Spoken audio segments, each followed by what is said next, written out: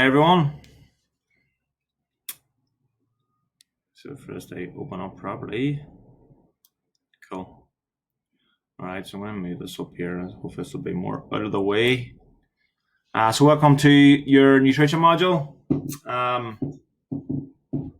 So I have emailed you these slides. So if you want to download them and have them on your phone so that you don't have to access them through the AD Fitness app, you can do that using the file that I've sent to you via email. Also, you can use that file to download the slides and print them out if you like. Alright, so if you want to print them out, use the email. They'll also be stored obviously in your PDF section of your app. Okay, so what we're covering today, that says table of contents. Some block in there. Table of contents. So there we go, I can move on over. So we're going to start with a hierarchy of importance. Then we're going on to energy in versus energy out. Then we're going to calories in versus calories out. Next, we're going kilocalories and kilojoules. Then we're going to talk about macros. We're going to talk about protein, carbohydrates, types of carbohydrates, whole versus refined carbohydrates. We're going to talk about fiber. We're going to talk about carb demonization, fats, saturated fats, trans fats, micronutrients, and then we're going to go for a quick wee summary of everything that we talked about. Okay, so we're starting with the hierarchy of importance. So we tend to put emphasis on the wrong things when it comes to nutrition, overcomplicating what need not be complicated. The hierarchy of importance shows us how to prioritize our nutrition so that we can optimize for our goals. So I've pulled this wee graphic from Eric Helms. He's a great authority in the field. Now, as you can see there at the bottom, it says behavior and lifestyle. Obviously, that has no relevance to nutrition, but that just speaks to your behavior and your lifestyle. So, how well you're managing your behavior, like your sleep, like your water intake, your how often you get into the gym, all that kind of stuff. But it's not relevant for what we're talking about today. So, if you look at the table, we've got energy balance at the bottom, all right, which we'll go through. We've got macronutrients next. To a lesser degree, we've got micronutrients, and then nutrient timing and supplements. So what tends to happen and what we see as coaches is people come through the door, and two of the main things that they're worried about is supplements and when they should be eaten. All right, so you'll see people who think if there's a certain perfect time they should be eating protein, or there's a certain time that they shouldn't be eating food if they want to get weight loss. All these things are relatively unimportant. If you have the basics down, your energy balance, your macros and your micros, you have 90% of the work done. So we should be paying far more attention to the fundamentals and less to the things that seem kind of sexy, but which don't really have that much clout. So energy in versus energy out then. So this is the fundamentals of weight loss. All right, so weight loss and weight gain can be broken down in its simplest forms to the balance of energy in versus energy out. If you put more energy in than you use, you gain weight. If you put less energy in than you use, you lose weight. All right, so I know that seems very intuitive and obvious, but a lot of people forget about this point when it comes to weight loss and weight gain. This is the physics element of it. This is the natural law that there's no getting around. All right. So if you put more energy in than you use, you're going to gain weight. There's no way around it. And if you put less energy in than you use, you're going to lose weight. And that is as simple as that. It's a hard and fast rule that you can't get around. Like I said, it's just physics. So how do we measure energy in and energy out then, so that we can find out what we're dealing with? So calories in versus calories out. All right, this is the weight loss equation. So calories are a measure of energy and refer to the amount of energy stored in consumable foods and drinks. In this respect, when talking about energy in versus energy out, we usually refer to it as calories in versus calories out. So calories is a unit of measurement, and it's used to measure energy in and energy out. So it's used to measure energy. Calories is the unit of measurement that we use to measure energy. The same way centimeters is a unit of measurement that we use to measure distances or length. What is a calorie? Sorry, whilst the calorie is always a calorie, all calories are not equal. So a calorie is just a unit of measurement, so it's always a calorie. A calorie is always a calorie. All calories, however, are not equal. 600 calories of chocolate will have much less nutritional value than a well-balanced 600 calorie meal. So again, intuitive. If you're eating a 600 calorie pound bar of dairy milk, it's going to have a lot less nutrients in it than a well-balanced meal that has plenty of protein, vegetables, loads of fibers, loads of vitamins, loads of minerals, carbohydrates. You're going to get far more bang for your buck with a well-balanced meal than you are with 600 calories of chocolate. And that's why some people will term these things empty calories, which we'll talk about more during the module. Each individual requires a certain amount of calories each day in order to go through their life. This is called maintenance calories. If you eat at your maintenance calorie threshold, you will neither gain weight or lose weight. So maintenance calories speaks to the fact that we all have a caloric requirement for our bodies just to function. All right. So every day your body needs to keep its organs going, keep its heart pumping, keep your lungs breathing, keep your body at a certain temperature, manage balance fluids, keep the brain firing, keep the nervous system going. It also has to then perform daily tasks, like going to work, like looking after the kids. And so for all these things, there's a caloric requirement in order for you to be able to do that. So you've got an energy requirement in order for you to be able to do that. All right. And so maintenance calories speaks to the amount of calories or energy that it takes for you to meet your daily tasks, to keep your body alive whilst not losing or gaining weight. All right. So it's your maintenance calories. It allows you to maintain weight whilst doing all your daily tasks, keeping your body alive. So it is the sufficient amount of calories that it takes to do that. If you eat more than maintenance calories, you'll gain weight. And if you eat less than maintenance calories, you'll lose weight. Hopefully that makes sense. So kilocalories and kilojoules. Now you don't really need to know this, but you'll see it on the back of your food items on a nutritional table. You'll see two measurements, kilocalories and kilojoules. And a lot of people ask about it, so I thought I'd just run through it quickly. Again, you don't really need to know it. Kilocalories is a unit of measurement. Kilojoules is a unit of measurement. They're both measuring the same thing, which is the energy content of food.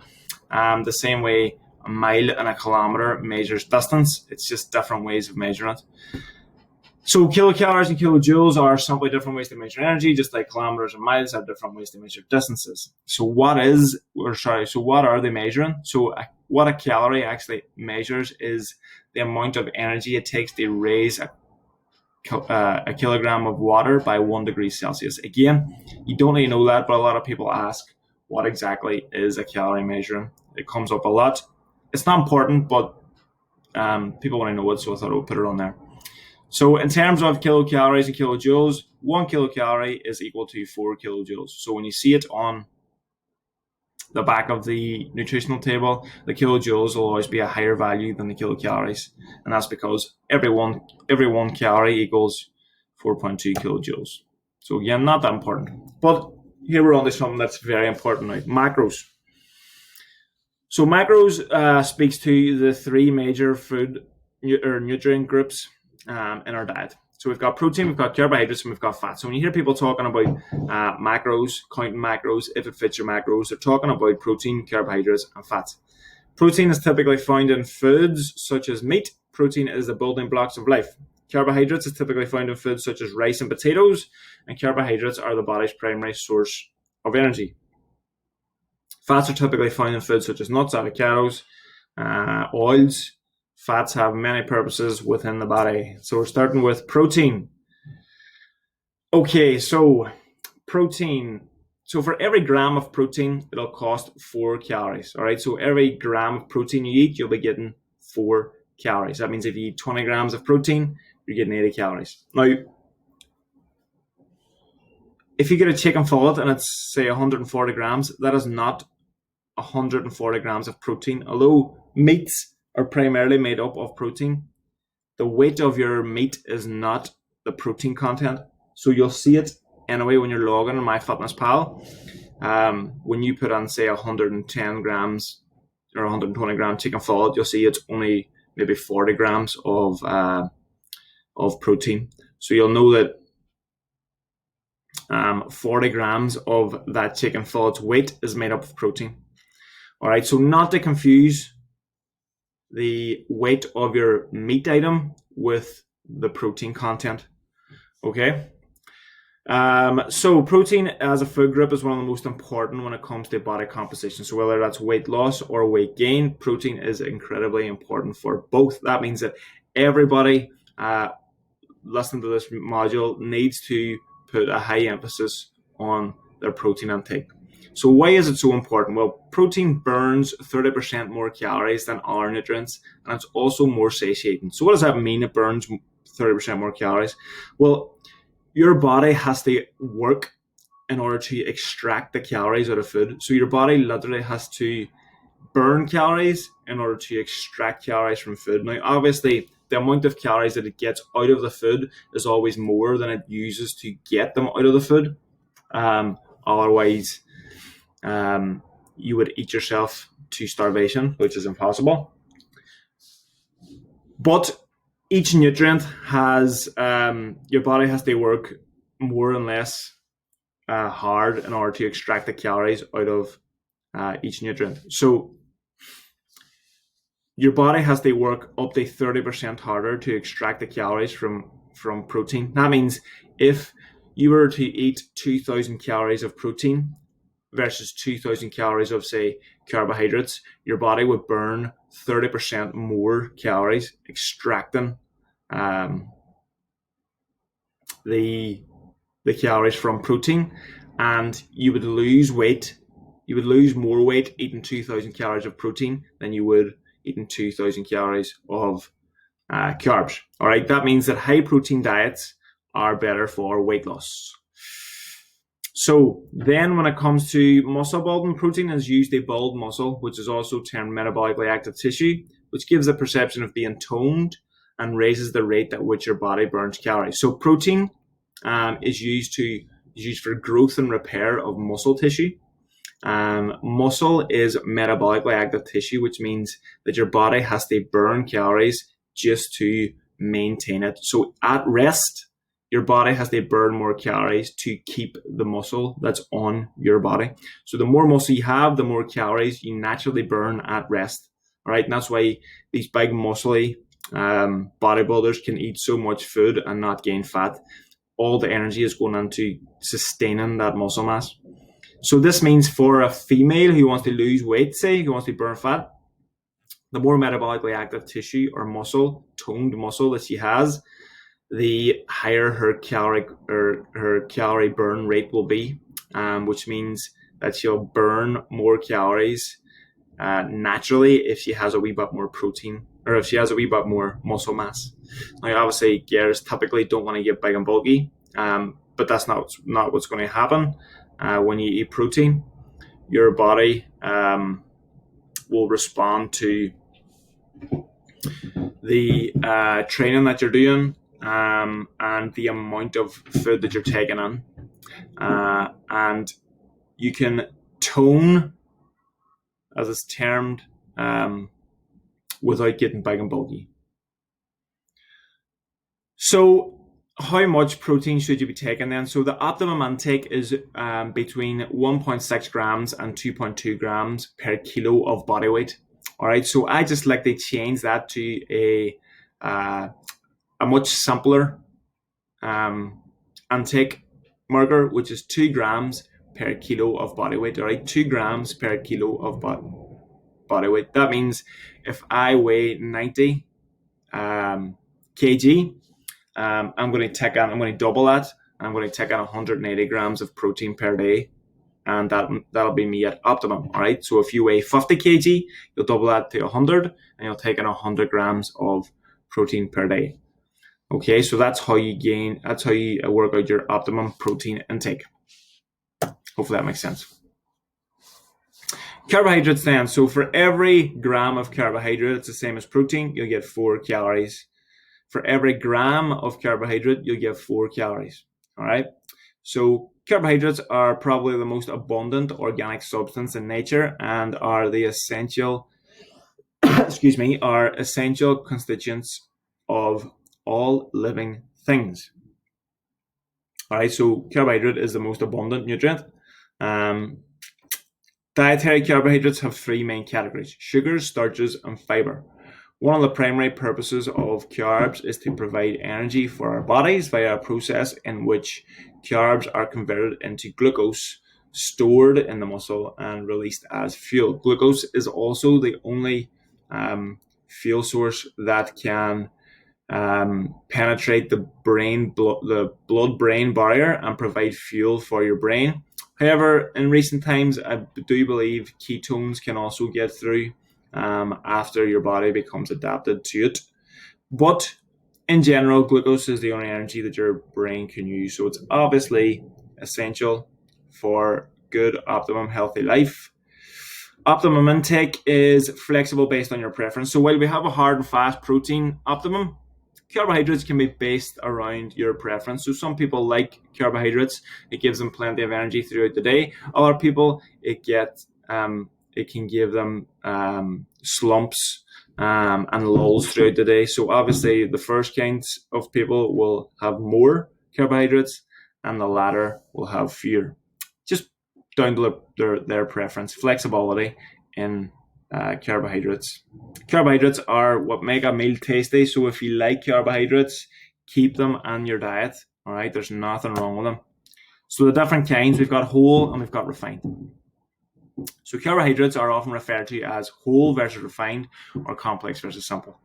Whole carbohydrates are unprocessed and contain fiber found naturally in the food, whereas refined carbs have been processed and have the natural fiber removed. Refined carbs have been linked to health conditions like obesity and diabetes, and they're also known to cause blood sugar spikes, which is what causes the energy lulls that I just spoke about, which lead to low energy and cravings. Cravings also happens when the energy levels are low. Refined carbs tend to be low in nutrients, and some have often termed them empty calories, which is what we talked about earlier on. So 600 calories of chocolate is going to be empty relative to, say, a well-balanced meal. And that's what some people mean when they say empty calories. It means it's calories with very low nutrient content. Whole carb sources, however, are packed with nutrients and don't cause blood sugar spikes. They have also been linked to many improvements in markers of metabolic health and lowered risk of disease. So whereas refined carbohydrates have been linked to poor health outcomes, whole carbs have been linked to better health outcomes. Now,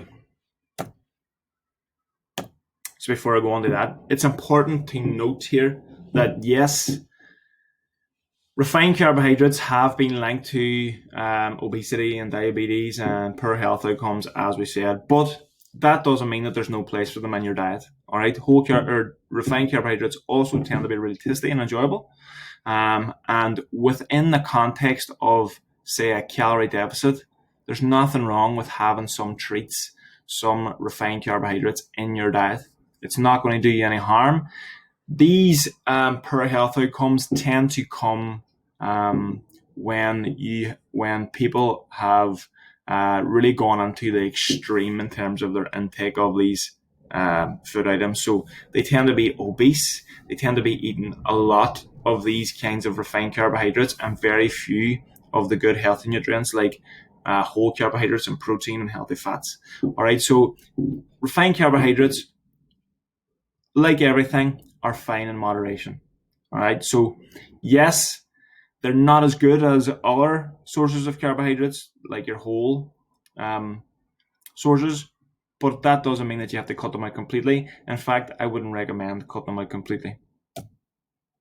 So sources of refined and whole carbs. So refined carbohydrates is your sugar sweetened beverages, your white bread, your buns, your chocolate, your pastries, your biscuits, all those kind of things. Whereas whole carbohydrates are vegetables, whole grains, potatoes, legumes, quinoa. So your brown breads, your brown pastas, all that kind of stuff. Fiber is carbohydrates then. So fiber is incredibly important for health also.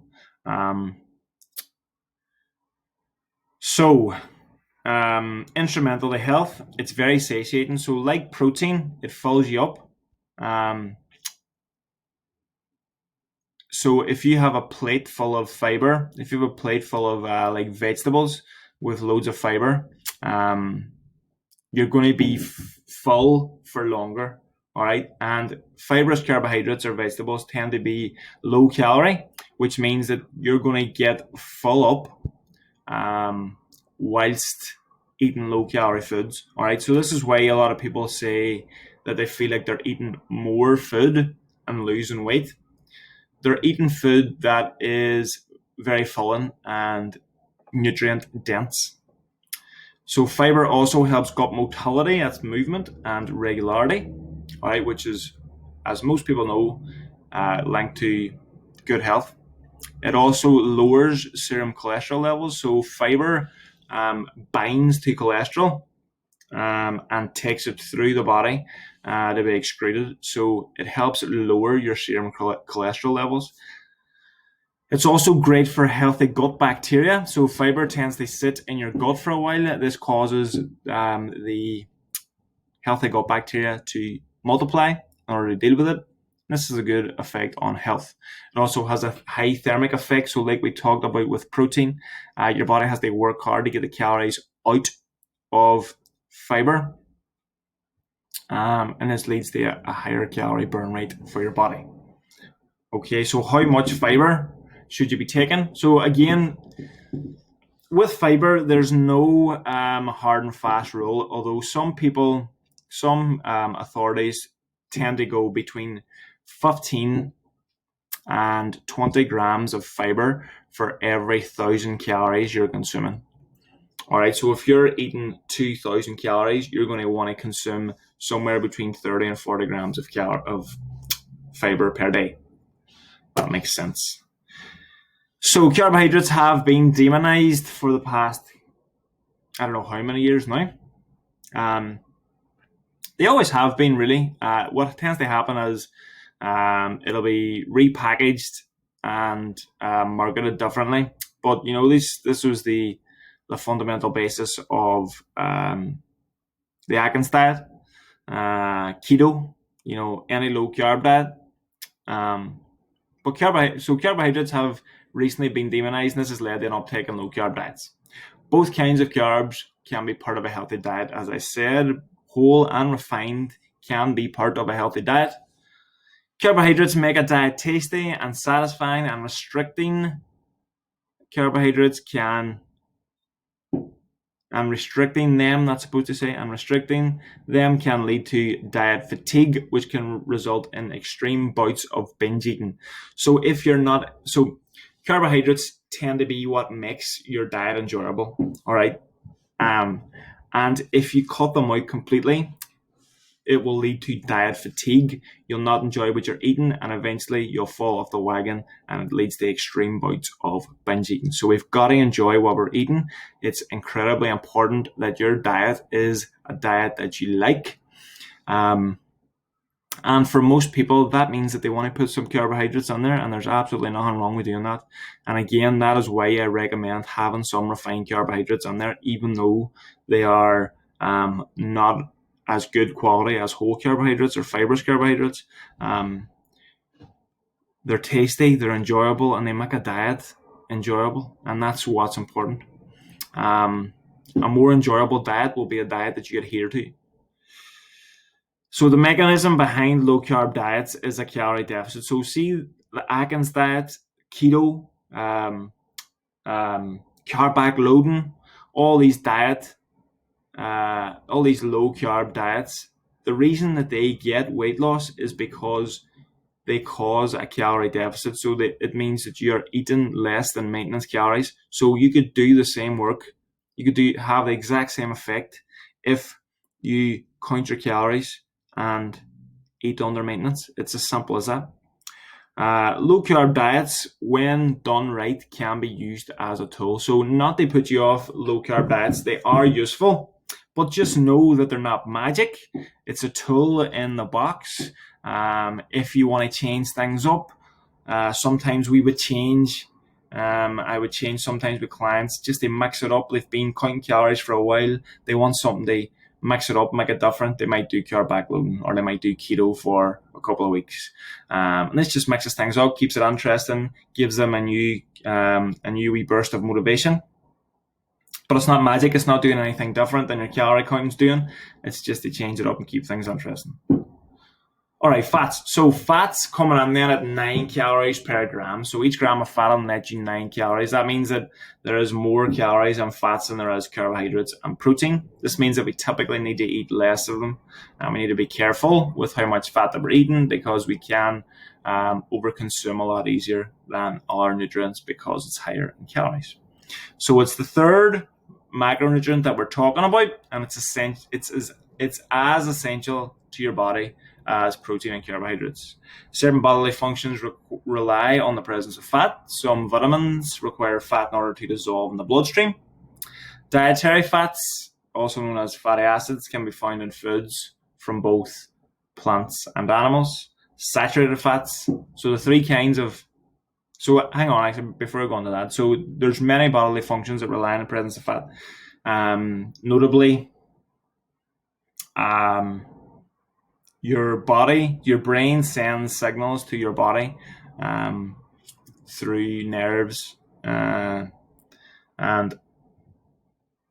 the electric signals use fat to conduct the electric signal. So your nerves uses fat in order to conduct the electric signal. So it's incredibly important in terms of brain-body health. It's incredibly important for hormone function and production. So it's important that you don't cut it out. It's incredibly important for health. You just have to be careful with what kinds of fat you're putting in. So the three kinds are saturated, unsaturated, and trans fats. So less healthy are the trans and the saturated fats. And a nice wee tip to know which fats are healthy and unhealthy at a glance is that trans fats and saturated fats are typically solid at room temperature. So if you've ever cooked something really dirty in like a frying pan or a George Foreman, and then you check your drip tray, or you've had your pan sitting until after you finish your dinner, and you go back to it and there's this solid kind of translucent layer of fat, that's the bad fat. That's the stuff that is not good for you. So your optimum intake of fat, so you want to make sure that at least 20% of your calories are made up of fat. So that means that you don't want to have any less than 20% of your calorie intake per day made up of fat. When we go lower than that, we run into issues with our hormones. All right, so our hormone health and our hormone production is impaired when we go lower than 20%. So it's important to have at least 20% in your diet. But outside of that, we can be really flexible. So if we have our calories and if we have our protein intake, then we can be flexible with our carbs and our fats. So as long as we've had our protein target, we can make sure we can go with our preferences around carbohydrates and fats. So if you're somebody who prefers a lower carbohydrate diet, you might have more fats in your diet. Conversely, if you're somebody who loves carbohydrates, you'll have more carbs and fewer fats. And it's really just down to you. As long as you're coming up past that 20% threshold, we're happy days. But again, we need to make sure that we're watching out for saturated fats. Use sparingly, all right? Mostly found in animal products and dairy. They raise blood cholesterol, LDL levels, which is the bad cholesterol. And so it's found in fatty cuts of beef, pork, and lamb, dark chicken, and poultry, high-fat dairy products, tropical oils like coconut oil, which was all the rage there not so long ago, and lard. So just be careful with how much of these fats you are putting into your body. When we're tracking with MyFitnessPal, you'll be able to see the breakdown of fats, and it's saturated fats that you want to watch out for. Keep them as low as possible. Trans fats, these are the really bad ones. So avoid. So we're in the last one, we said use sparingly. So have them on your diet, just don't have too much. Trans fats, it's avoid if possible. All right, avoid if possible. If you can keep them out, keep them out. Or at the very least, try to eat as little as possible. All right. So it's found in foods that contain partially hydrogenated vegetable oils and are the worst kinds of fat for your health. So these raise blood cholesterol and LDL levels, and they also suppress HDL levels, which is the good cholesterol. It's been linked to inflammation, heart disease, and stroke. It's found in fried foods, margarine, baked goods, processed snack foods like popcorn. Not everybody knows that. It's high in trans fats, and vegetable shortenings. So stay away from saturated and trans fats where possible. Unsaturated fats is great. All right, so almost done. Micronutrients, vitamins and minerals. So when we're talking about micronutrients, we're talking about vitamins and minerals primarily. All right, so this is the fourth class of nutrient and includes vitamins and minerals. They are called micronutrients. They're called micro because your body requires smaller amounts of them compared to macronutrients. Not a wee typo there. Beneficial for many bodily functions such as bone growth, immune function, and fluid balance. They can be divided into 4 groups: water soluble, fat soluble, macro mineral, and trace minerals. Micronutrients are part of nearly every process in the body, and some even act as antioxidants. Foods tend to be fortified with them, and you can supplement for deficiencies. So this is what we're talking about when we're taking multivitamins and stuff like that. We're managing our micronutrient intake then. Now, the thing is, most people are not deficient, and you don't really need to take a multivitamin unless you're deficient. Now, why do we not need to take a multivitamin then? So today's food tends to be fortified with vitamins. So you'll see added vitamins if you look at the back of a packet of food. This means that most people are not deficient in vitamins. However, we're from the North Ireland, and that means that we get very, very little sunshine. So the sunshine vitamins is a possible candidate for supplementation. Vitamin D, in climates that are colder and darker, the chances of a vitamin D deficiency are obviously a lot higher. So this could be something that you want to consider supplementing with. I supplement with it. Also, we're at the time of this recording, we're in the middle of a pandemic. Vitamin D has been shown to be important for immune health. Zinc also shown to be important. So possibly another candidate for supplementation. Now, it's important to note here that if you're not deficient in these things, supplementing with them isn't going to do you anything. However, given the circumstances, hedging your bet might be something that you want to do. Now, again, this is based on your preference. So in general, people don't need to supplement vitamins and minerals. So if you do it knowing that you may not be getting the benefits that you think you're getting. But if you want to hedge your bets and you're happy enough to spend the money, then by all means go for it. And as I said, if you ever get a blood test done with your doctor, he might advise, or he or she, might advise to supplement to try and make up for some deficiencies. I'll just tell you what I take again. I am hedging my bets. I take a lot of vitamins and minerals, and they may be doing me nothing, but I take them anyway just in case. I take omega-3s. I take zinc and magnesium. I take vitamin D. I take vitamin C. And I take B12, vitamin B12. I also take BCP 157, which is a peptide, which is good for recovery. And then outside of vitamins, I also take protein and creatine. Okay, so practical take home. So work on the fundamentals more than the fancy stuff, or work on the fundamentals more and the fancy stuff less. Use the hierarchy of importance when creating a nutrition plan. So when dealing with your nutrition, address the hierarchy of importance. Calories are the key to weight loss and weight gain. Whether you want to lose weight or gain weight, you better make sure your calories are in check. Once you have calories dialed in, focus on protein and fiber intake. Avoid trans fats and saturated fats as much as possible, but don't be put off fat. It's an important component of health. Supplements are supposed to support a healthy diet. Most people don't need to take multivitamins or crazy supplements, but there are some that help support your goals. All right, so folks, that's all for module 1. This is the basic module. We'll be going into more depth in the next one. So if we want a bit more depth into the energy requirements of your body, you'll get all that from module 2. Hope you enjoyed this. I hope it has some practical application for you. Just remember that the files can be downloaded onto your phone using the email.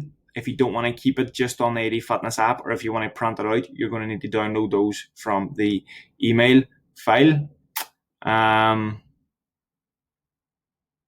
that's it. Take care. Again, I hope you enjoyed it, and I will chat to you again soon.